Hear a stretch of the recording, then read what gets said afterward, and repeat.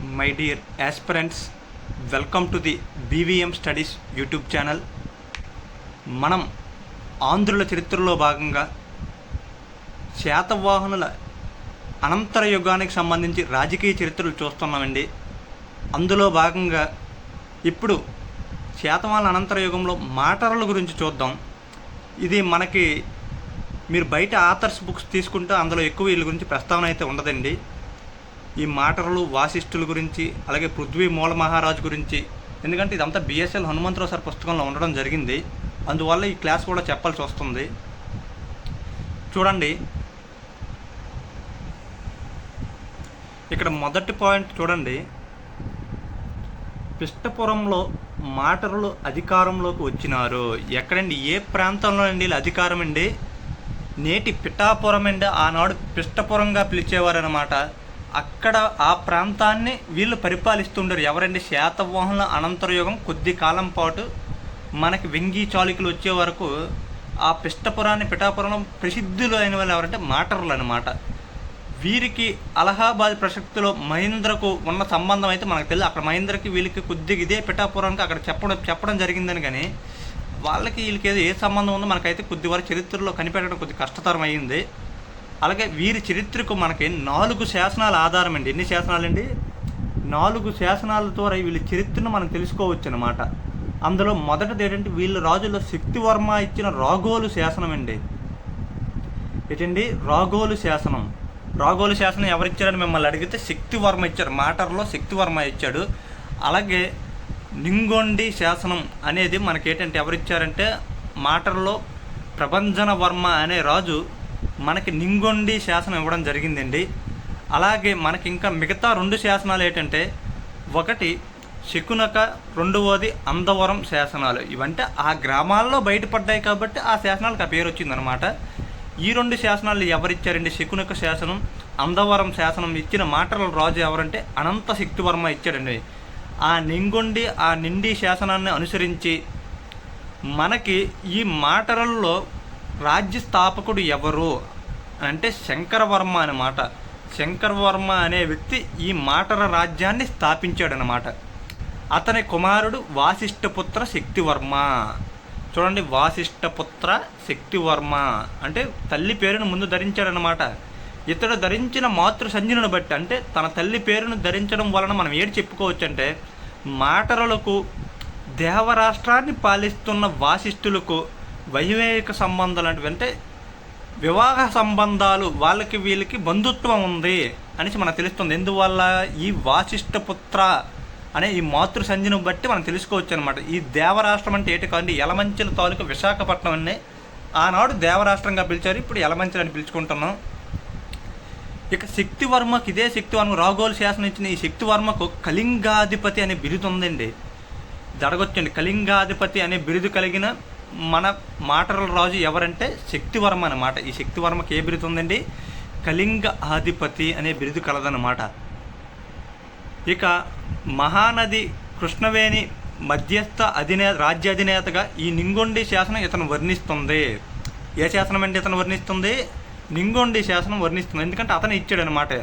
ఈ కళింగ అధిపతి అంటే మనకు తెలిసిన మీకు కళింగ ప్రాంతం అంటే ఏ నదుల మధ్య ఉంటుందో నేను గత క్లాస్లో చెప్పాను. ఏంటంటే మహానది ఇటు పక్క ఇంచుమించు కృష్ణా గోదావరి నదుల మధ్యన ఉన్న ప్రాంతాన్ని మొత్తం కళింగ రాజ్యం అంటారు అనమాట. ఈ కళింగ రాజ్యంలోనే భాగాలే ఈ విజయనగరం, శ్రీకాకుళం, విశాఖపట్నం, ఈ తూర్పుగోదావరి కొంత ప్రాంతం, ఇవన్నీ కూడా కళింగ రాజ్యాల్లో భాగంగా ఉండే.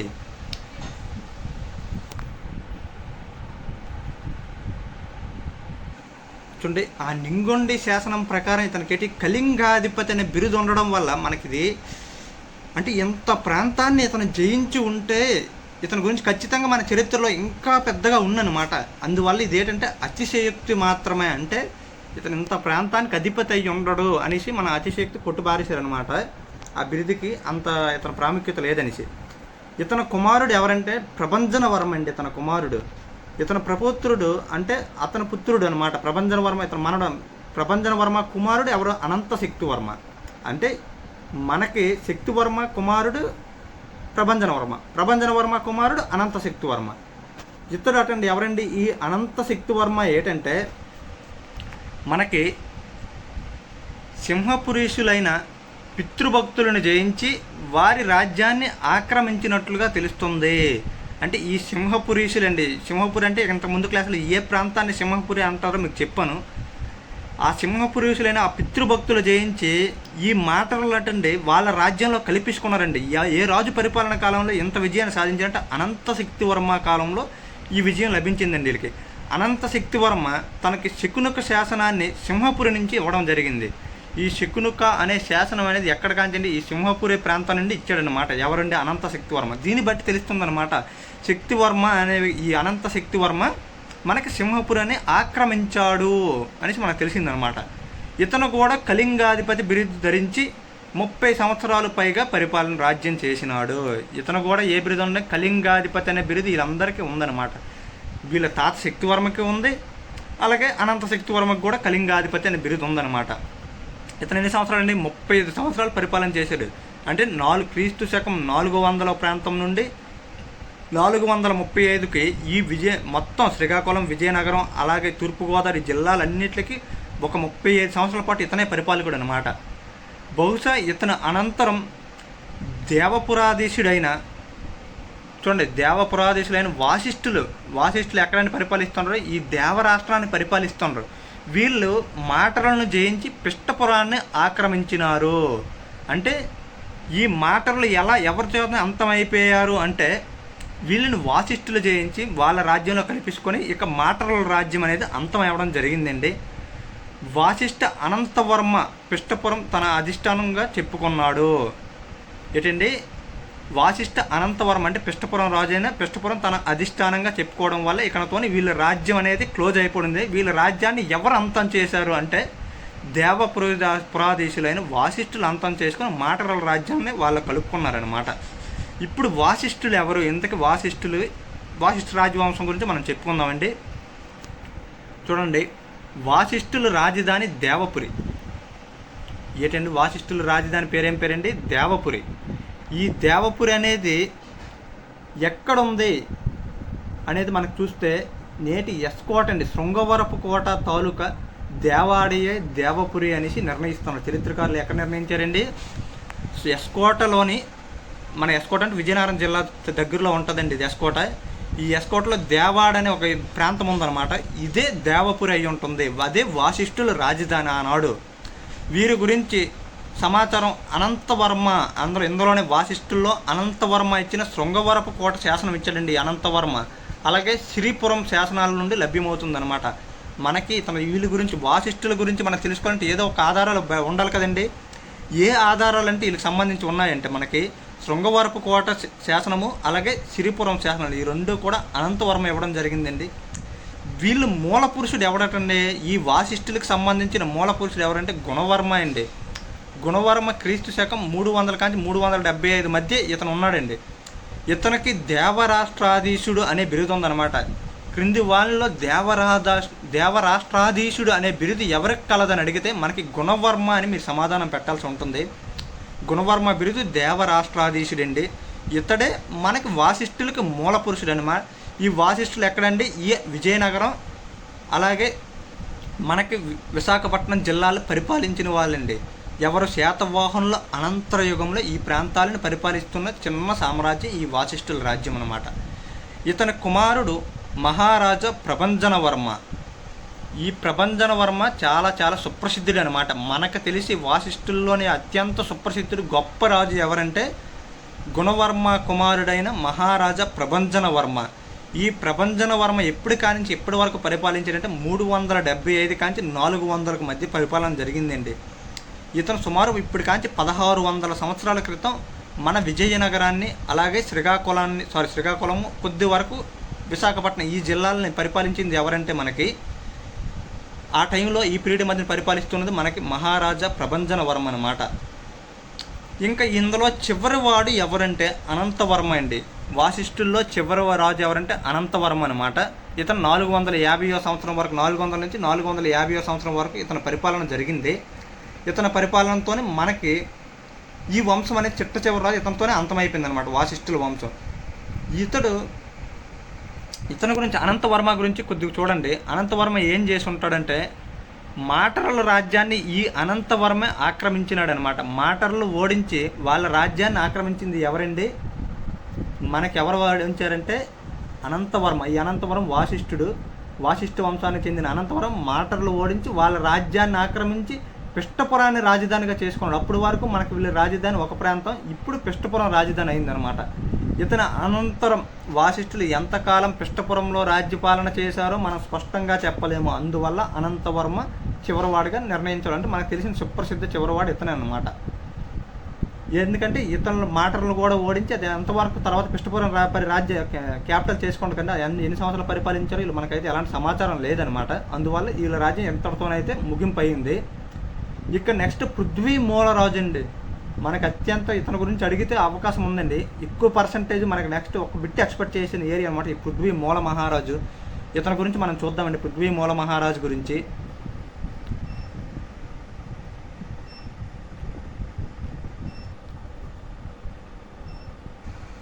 మనకి మొదటి పాయింట్లో చూడండి. ఇతని గురించి పృథ్వీమూలశ్రీ మహారాజు గురించి మనకు 5 శాసనాలు ఇతనికి సంబంధించి ఎన్ని శాసనాలు లభించండి? 5 శాసనాలు లభించాయన్నమాట. ఇవన్నీ కూడా తామ్ర శాసనాలు. అంటే తామ్రం అంటే మీకు తెలుసు కదా, ఒక లోహం అనమాట. ఈ లోహం మీద రాసిన శాసనాలే ఈ తామ్ర శాసనాలు అనమాట. శిలాఫలకం మీద ఏదైనా రాయి మీద కానీ రాస్తే అది శిలాశాసనం అవుతుంది. ఏదైనా లోహం మీద రాస్తే అదే ఆ తామ్రం అనే లోహం మీద రాశారు కాబట్టి ఇది తామ్ర శాసనం అనమాట. మొదటిది గోదావరి శాసనం అండి. గోదావరి శాసనాన్ని ఎవరిచ్చారో మనం తెలుసుకోవాలంటే గోదావరి శాసనం వీళ్ళదండి పృథ్వీమూల మహారాజుకి. రెండోది అతని కుమారుడు హరివర్మ ఇచ్చిన కట్టు చెరువు శాసనం.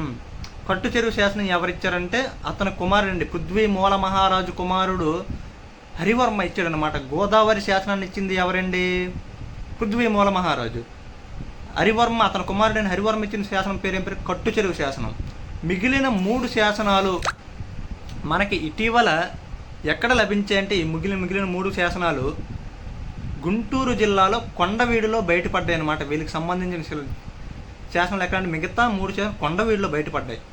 విష్ణుకుండినిలో 2వ విక్రమేంద్రుని తుమ్మలగూడెం శాసనం పృథ్వీమూల వంశంలో జన్మించిన పరమభట్టారక మహాదేవుని ప్రస్తావిస్తున్నది. మనకి ఎవరిదండి? విష్ణుకుండినీలకి వీళ్ళకి మంచి ఏంటంటే వైవాహిక సంబంధాలతో మంచి మిత్రత్వం ఉంటుంది అనమాట విష్ణుకుండిని వీళ్ళతో. ఎందుకంటే వీళ్ళ గురించి ఇద్దరు సహకరించుకుంటారు ప్రతి దానికి. ఆ విష్ణుకుండినీళ్ళలోనే 2వ విక్రమేంద్రవర్మ తుమ్మలగూడెం శాసనంలోని ఈ పృథ్వీమూల వంశంలో జన్మించిన మనకి పరమభట్టారక మహాదేవి గురించి ప్రస్తావించడం జరిగిందనమాట. ఇక పృథ్వీమూలుడు నాటి విష్ణుకుండిని చరిత్రలో ప్రముఖ పాత్ర నిర్వహించినాడని ఇతని కొండవీడు శాసనాలే నిదర్శనం అనమాట. ఇతనికి సంబంధించిన మిగతా శాసనాలు ఎక్కడ లభించే 3 శాసనాలు కొండవీడులో లభించే కండి పృథ్వీమూల మహారాజుకి సంబంధించి. ఈ కొండవీడులో లభించిన శాసనాల ద్వారా మనం ఏడు తెలుసుకోవచ్చు అంటే విష్ణుకుండినీల రాజు వాళ్ళ చరిత్రలోని ఈ పృథ్వీమూల మహారాజు ప్రముఖ పాత్ర వహించినాడని మనం చెప్పుకోవచ్చు. దీని ద్వారా అండి ఈ కొండవీడు శాసనాల ఆధారంగా కట్ట చెరువు శాసనం వాళ్ళ కొడుకిచ్చారు కదండి. ఆ కట్ట చెరువు శాసనం బట్టి మనకి ఏడు తెలుస్తుందంటే ఈ కట్ట చెరువు శాసనం బట్టి వీళ్ళ వంశ రాజధాని గుణపాసపురం అనేసి మనకు తెలుస్తుంది. ఎవరిదండి? ఈ పృథ్వీమూల మహారాజు పరిపాలనకి వీళ్ళు ఏది క్యాపిటల్గా చేసుకొని పరిపాలిస్తున్నారంటే గుణపాసాపురాన్ని వీళ్ళు క్యాపిటల్గా చేసుకొని పరిపాలించారన్నమాట. ఇప్పుడు ఈ గుణపాసాపురం అనేది ఏ ప్రాంతంలో ఉంది అంటే ఇది తెలంగాణ ప్రాంతంలో ఉంటే మనం చదవవసరం లేదు. ఇది ఆంధ్ర ప్రాంతంలోనే మనకి తూర్పుగోదావరి జిల్లాలోనే ఉందండి. ఈ గుణపాసాపురం అనేది తూర్పుగోదావరి జిల్లాలోనే ఆదర్రుని అని నిర్ణయించారన్నమాట. ఇప్పుడు ఈ ఆదర్రే అప్పుడు గుణపాసాపురం అని పిలిచే ఉండేవారు. అంటే నేటి ఆదర్రు రాజోలు తాలూకాలో ఆదర్రు అనే గ్రామం ఉందన్నమాట. ఈ ఆదర్రు గ్రామమే ఆనాటి గుణపాసపురం అయి ఉంటుంది. ఈ వంశం పేరు మాత్రం మనకు తెలియదు. అందుకే పృథ్వీమూలరాజు వంశం అనేస్తాము. ఇది ఏ వంశం? మనకి వంశానికైతే అది చూసాం. అందులో వాసిష్ఠ వంశం అని చూసాం, మాటర్ల వంశం అని చూసాం, ఇక్ష్వాకు వంశం అని చూసాం. కానీ వీళ్ళకి ఏ వంశం అనేది మనకు పేరైతే స్పష్టంగా తెలియదండి. వీళ్ళది 3 తరాల రాజులు మాత్రం శాసనాలు పేర్కొంటున్నాయి. ఎందుకంటే మొత్తం వీళ్ళకి సంబంధించి 3 రాజుల పేర్లు మనకి బయటపడ్డాయి అన్నమాట. అందులో ఏ రాజులు చూద్దాం చూడండి. పృథ్వీమూలుని తండ్రి అంటే పృథ్వీమూల మహారాజు యొక్క తండ్రి అయిన ప్రభాకర మహారాజు పేరు ఒకటి మనకు తెలుస్తుందండి. వాళ్ళ తాత మూలరాజు.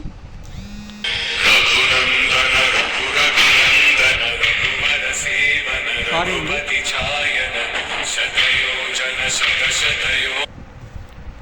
సారీ ఫర్ ది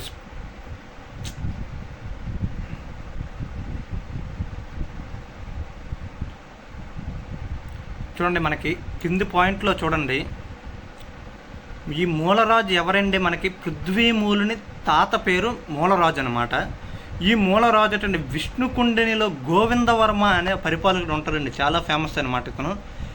ఇతనికి ఈ గోవిందవర్మ సమకాలికుడు అనమాట. ఎవరు మూలరాజు ఎవరు సమకాలికుడు అండి? విష్ణుకుండినిలోని గోవిందవర్మకు సమకాలికుడు అనమాట. బహుశా తన కూతురు పరమభట్టారికను ఈ గోవిందవర్మకు ఇచ్చి పెళ్లి చేసి ఉంటాడు. అంటే గోవిందవర్మకి ఈ మూలరాజు తన కుమార్తె అయిన పరమభట్టారక మహాదేవిని గోవిందవర్మకి ఇచ్చి పెళ్లి చేశాడు అనమాట.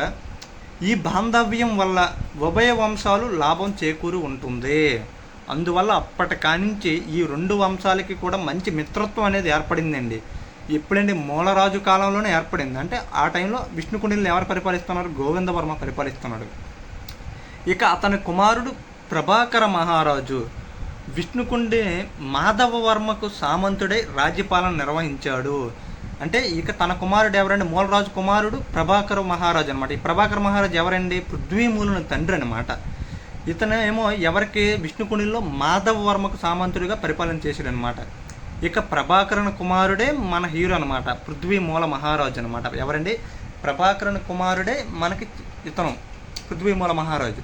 ఈ పృథ్వీమూల మూలుడు అనేవాడు చిరకాలం రాజ్యం చేసినట్లుగా, మనకి చాలా సంవత్సరాలు పరిపాలన చేసినట్లుగా అతని శాసనాలు తెలియజేస్తున్నాయండి.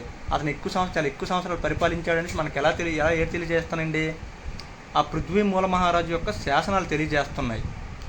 ఇక విష్ణుకుండిని ఇంద్రవర్మకు వ్యతిరేకంగా ఏర్పడిన కూటమితో జరిగిన చతుర్థాంత యుద్ధంలో విజయం సాధించి సహసేనాని అయిన ఆదిరాజు ఇంద్రుని అభ్యర్థనపై విజయకాండలి స్కందవారం నుండి తనుపాక విషయంలో చుపాయిక గ్రామాన్ని అధర్వణ వేద బ్రాహ్మణులకు దానం చేసినాడని ఇతని గోదావరి శాసనంలో పేర్కొన్నదనమాట.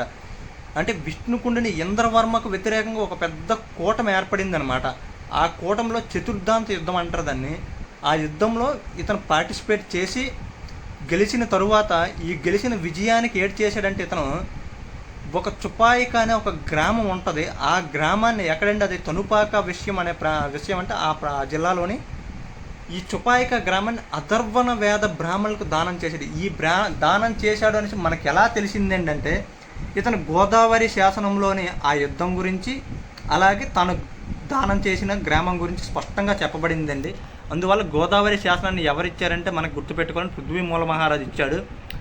అనంతరం ఇంద్రభట్టారకుని కుమారుడు రెండవ విక్రమేంద్రవర్మతో చేరి, అంటే అతను చాలా చిరకాలం పరిపాలించాడు కాబట్టి నెక్స్ట్ ఇంకెవరండి? ఇంద్రభట్టారకుడు తరువాత మనకు రెండవ విక్రమేంద్రవర్మ వస్తాడనమాట. ఎక్కడ? విష్ణుకుండినిలోని. వాళ్ళతో కూడా చేరి పల్లవులతో పోరాడినట్లు మనకి తుమ్మలగూడెం శాసనం, తుమ్మలగూడెం రెండవ శాసనం తెలియజేస్తుంది అనమాట. ఇతను అంటే చిరకాలం పరిపాలన చేసాడంటే ఇవే ఆదర్శాలు. చాలా ఎక్కువ సంవత్సరాలు పరిపాలించాడు అనమాట. ఎందుకంటే ఇటు పక్క ఇంద్రభట్టారకుడు తర్వాత విక్రమేంద్ర వర్మతో కూడా ఇతను పరిపాలన జరిగింది. ఇక విక్రమేంద్ర వర్మ దోర్జేలతో చేసిన యుద్ధంతో అతనితో పాటు పృథ్వీమూలుడు సైతం మరణించి ఉంటాడు. ఇదే విక్రమేంద్ర వర్మ మనకి ఏ యుద్ధంలో మరణించాడంటే రణజోర్జేలతో చేసిన యుద్ధంలో మనకి విష్ణుకుండిని రాజు అయిన ఈ రెండవ విక్రమేంద్ర మరణించడం జరిగిందండి. ఇతను ఎలాగంటే ఈ విష్ణుకుండినికి ఎలాగంటే ఈ మనం పృథ్వీమూలుడు ఎలాంటి కట్టప్ టైప్ అనమాట. ప్రతి దానికి ఇతను ఉంటాడు అనమాట. అందువల్ల ఇతను కూడా అదే యుద్ధంలో పాల్గొని ఇతను కూడా చనిపోయి ఉంటాడు అనమాట. ఇతను కూడా రణదోర్జేలతో యుద్ధం చేస్తూ మరణించాడనమాట. పృథ్వీమూలుడు అతని తండ్రి ప్రభాకర మహారాజు బ్రాహ్మణ మత అభిమానులండి. అంటే వాళ్ళ పేరులోనే ఉందన్నమాట. చాలా బ్రాహ్మణ మతాన్ని విపరీతంగా, ఎంతలా అంటే ఇప్పుడు వేరండి. ఆ టైంలో బ్రాహ్మణులు ఎట్లా ఉండేవారు, ఇంకా రాజులు వాళ్ళకి ఏ స్థితిలో చూసేవారంటే ఉచ్చ స్థితి అనమాట. అంత రాజభోగాలు ఆ టైంలో బ్రాహ్మణులు అనుభవించడం జరిగింది. ఇప్పుడంతా అంత రాజ్యాంగం అమలవుతున్న కాలం కాబట్టి అంత పరిస్థితులు అన్నీ మారిపోయాయి. అప్పుడు మాత్రం విపరీతమైన బ్రాహ్మణ భక్తులు అండి వీళ్ళిద్దరు. ఎవరండి? పృథ్వీమూలుడు, అతని తండ్రి ప్రభాకర మహారాజు. కృతి స్మృతి విహితంగా వర్ణాశ్రమ ధర్మాలను రక్షిస్తూ పరిపాలించారన్నమాట. అప్పటికే వర్ణాశ్రమ ధర్మాలు కట్టుదిట్టంగా ఏర్పడిపోయాయి. అంటే శాతవాహన యుగంలో ఇంకా ఈ వర్ణాశ్రమ ధర్మాలు అనేవి అలాగ ప్రారంభమై ఇక్కడికి వచ్చేసరికి అనంతర యుగంలో ఏంటంటే అవి రూపుదిద్దుకున్నాయి. వీళ్ళు అనుకున్నాయి అనమాట. ఇక వర్ణాశ్రమ ధర్మంలో వీళ్ళ దగ్గరికి రాకూడదు, వీళ్ళు బ్రాహ్మణులు అంటే ఈ స్థితిలో ఉంటారు, శూద్రులు అంటే ఈ కింద ఇలాగే ఉండాలి, అంత బలంగా వెళ్ళిపోయింది అనమాట వర్ణాశ్రమ ధర్మం. ఎవరు శాతవాహన అనంతర యుగం, వాళ్ళకి అంత స్థితిలోకి వెళ్ళడానికి ఇలాంటి రాజులందరూ సహకారం అనమాట. ఇక పృథ్వీమూలుడు తాను పరమ బ్రాహ్మణ్యుడినని, పరమ మహేశ్వరుడని, ధర్మ విజయునని చెప్పుకున్నాడు. ఇది ఎవరు చెప్పుకున్నారో అడగొచ్చండి. ధర్మ విజయ అనేసి ఎవరిని పేర్కొంటారా, ఏ రాజు బిరుదు అంటే అది పృథ్వీ మూల మహారాజు యొక్క బిరుదు అనమాట. ఏంటండి, ధర్మ విజయ. ఇక కానీ మనకి ఇక్కడ ఏంటంటే జైన బౌద్ధ మతాల పట్ల కూడా అభిమానం వహించి దాన ధర్మాలు చేసినాడు. ఇది ఇంపార్టెంట్ పాయింట్ అండి. అంటే ఒక పక్కన బ్రాహ్మణ మతాన్ని ఏ స్థితిలో పృథ్వీ మూల మహారాజు ఉచ్చ స్థితికి తీసుకుని వెళ్ళాడో అలా అనేసి మిగతా మతాలు తొక్కేయలేదండి. మిగతా మతాలు కూడా తాను చేయాల్సినంత వరకు కొంత సాయం చేసి లౌకిక తత్వం అంటారు. ఇదే సెక్యులరిజం అనమాట. ఇండియా అనేది ఒక సెక్యులర్ కంట్రీ, అంటే అన్ని మతాలకు ఇక్కడ స్వేచ్ఛ ఉంది. అలాగా ఆ ఉద్దేశంతో ఇతను కూడా భావించి జైన బౌద్ధ మతాల పట్ల కూడా అభిమానం ప్రదర్శించాడు అనమాట. ఒక రాజుకి ఒక మతం వైపు ఉండిపోడు. రాజు అనే వ్యక్తి అందరూ ఆ రాజ్యంలో ఉన్న ప్రతి ఒక్కరిని సుఖ సంతోషంతో చూసుకోవాల్సిన బాధ్యత ఆ రాజు మీద ఉంటుంది అనమాట. అలాంటి పరిపాలన అందించాడు ఈ పృథ్వీ మూల మహారాజు, మనకు తెలుస్తుందన్నమాట. పృథ్వీ మూలని కుమారుడు మనకు ఎవరండి, హరివర్మ. ఈ హరివర్మ బౌద్ధ మతస్థుని వలె కనిపిస్తున్నాడు. అంటే బౌద్ధ మతాన్ని తీసుకొని ఉన్నాడండి హరివర్మ. పృథ్వీ మూలని కుమారుడైన హరివర్మ ఏ మతానికి చెందిన వ్యక్తి అంటే బౌద్ధ మతస్థుడు అనమాట. హరివర్మ ఆదర్రు విహారం నిర్మించి తన తండ్రి నుండి పొందిన కట్ట చెరువు గ్రామాన్ని సమర్పించినాడు. ఈ హరివర్మ ఏంటంటే ఆదర్రు అనేది గొప్ప బౌద్ధ క్షేత్రం. ఆనాడులోనే ఆదర్రు అంటే చాలా ఫేమస్ అనమాట. ఇటు పక్క గయా అయితే ఉత్తర భారతదేశంలో గయా, దక్షిణ భారతదేశంలోని మనకేంటండి శ్రీపర్వతం ఎంత ఫేమస్ అని చెప్పుకున్నామో, ఇంచుమించు మరొక టెంపుల్లో బౌద్ధులకు మరొక గుడి ఎంతో ఫేమస్ అయిన గుడి ఏంటంటే ఆదర్రు అనమాట. ఈ ఆదర్రుకి ఎక్కువ ఒక కట్ట చెరువు అనే గ్రామాన్ని సమర్పించిన వ్యక్తి అంటే పృథ్వీమూలుడు కుమారైన హరివర్మ ఇచ్చాడనమాట. ఇక తాడికొండలోని ఇతను పృథ్వీమూలుడు చూడండి, తాడికొండలోని అంటే తాటికొండ అనేది ఎక్కడ ఉందంటే గుంటూరు జిల్లాలో ఉన్న ప్రాంతం అనమాట. ఇక్కడ కూడా ఈ హరివర్మ ఏం చేశాడంటే శాక్య భిక్షు విహారాన్ని నిర్మించాడనమాట. శాక్య భిక్షు విహారం ఇది ఏ జిల్లాలో కలదు అని మిమ్మల్ని అడిగితే గుంటూరు జిల్లాలో ఉందండి. దీన్ని నిర్మించింది ఎవరంటే పృథ్వీమూలుడు కుమారుడు హరివర్మ నిర్మించాడనమాట. ఇక పృథ్వీమూలుడు గుణపాసాపురంలో లోక విఖ్యాత మహావిహారాన్ని నిర్మించి అట్టలవుడ గ్రామాన్ని దానం చేశాడు. లోక విఖ్యాత మహావిహారం క్రింది ఏ ప్రాంతంలో కలదో లేదా ఏ రాజు నిర్మించాడు అంటే పృథ్వీ మూల మహారాజు నిర్మించాడు. ఈ ఎక్కడ నిర్మించాడు, గుణపాసాపురం. గుణపాసాపురం అంటే నేటి ఏ ప్రాంతాన్ని పిలుస్తారు అని కూడా మీకు చెప్పడం జరిగింది. ఇక్కడే లోక విఖ్యాత మహావిహారం నిర్మించడం జరిగింది. దానికి పోసనకి ఏ గ్రామాన్ని పృథ్వీ మూలరాజు దానం చేశాడంటే అట్టలవుడ గ్రామాన్ని దానం చేయడం జరిగిందండి. ఆ గ్రామంలో వచ్చే సంపాదన అనేది ఈ లోక విఖ్యాత విహారం వారు ఉపయోగించుకుంటారు అనమాట. ఇక శాక్య భిక్షు విహారానికి తొంగొండ నారువు అనే భూమిని, అలాగే వర్ధమానపురంలో ఉన్న మహామేఘవాహన విహారానికి కల్వ చెరువు గ్రామాన్ని దానం చేశాడు. ఎవరండి, ఇవన్నీ కూడా పృథ్వీ మూల మహారాజు. అందుకే ఇతను సెక్యులరిజాన్ని కూడా బాగా అభిమానించాడు. ఒక పక్క బ్రాహ్మణ మతాన్ని పోషించడంతో పాటు ఇటు పక్క చూసారండి బౌద్ధులు జైన్లకి ఎన్ని దానాలు చేస్తున్నాడు. శాక్య భిక్షు విహారానికి తంగడొండునారు అనే గ్రామాన్ని, అలాగే మహామేఘవాహన విహారానికి కల్వ చెరువు గ్రామాన్ని. అంటే ఇప్పుడు అడుగుతాడు మహామేఘవాహన విహారం ఏ ప్రాంతంలో కలదంటే మనకు వర్ధమాన మహాపురం అని పెట్టాలన్నమాట. లోక విఖ్యాత మహావిహారం ఏ ప్రాంతంలో ఉందంటే గుణపాసాపురంలో ఉందని పెట్టాలి. ఇంత బౌద్ధులను కూడా ఇతను దానం చేయడం జరిగిందండి. ఈ విధంగా చూస్తుంటే పృథ్వీ మూలంలో ఏంటంటే సర్వమత సమానత దృష్టి కనబడుతుంది. అంటే సర్వమతాలని, అన్ని మతాలని సమాన దృష్టిలో ఇతను ఆదరించినట్లు తెలుస్తుందన్నమాట ఈ దాన ధర్మాల వల్ల. ఆదర్రు గొప్ప బౌద్ధ క్షేత్రం అయినట్లు అతట లభించిన స్తూప విహార శిథిలాల వల్ల స్పష్టమవుతుంది. అంటే ఆనాడు ఆదర్రు మనకి చాలా గొప్ప ఒక ఫేమస్ యాత్రాస్థలం అయిందనమాట. ఎవరికి, బౌద్ధుల్లోనే. అంటే మనకి యాత్రాస్థలాలు ఇప్పుడు చూడండి తిరుపతి ఒకటే కాదండి, ఇక్కడ కనకదుర్గమ్మ వారి ఆలయం ఉంది. అలాగే ఆ తరువాత మనకి విశాఖపట్నంలో లక్ష్మీ నరసింహస్వామి సింహాచలం దేవస్థానం ఉంది. అలాగే అరసవిల్లిలో దేవస్థానం ఉంది. పైడితల్లమ్మవారు విజయనగరంలో ఉన్నారు. ఇలాగ బోల్డ్ ఏరియాలు, ఫేమస్ ఏరియాలు ఉంటాయి కదా. ఆ రోజుల్లోని శ్రీపర్వతమే కాకుండా ఇక్కడ ఆదర్రు కూడా ఒక రకమైన గొప్ప బౌద్ధ క్షేత్రం అనమాట. ఈ ఆదర్రు ఎక్కడ ఉందంటే తూర్పుగోదావరి జిల్లాలో ఉందని గుర్తుపెట్టుకోండి. పృథ్వీ మూలను కంటే ముందుగానే వాడు అతని కుమారుడైన హరివర్మ గతించినట్లు తెలుస్తుందన్నమాట. దీనివల్ల కొండవీడి శాసనం బట్టి పృథ్వీమూలన కంటే ముందే అతని కుమారుడు మరణించినట్లుగా తెలుస్తుందన్నమాట. పృథ్వీమూలన అనంతరం ఆ ప్రాంతాన్ని పిష్టపుర పాలకులైన రణదూర్జయులు ఆక్రమించి ఉంటారు. ఎవరండి పృథ్వీమూలను చంపారని మీకు ఆల్రెడీ చెప్పాను.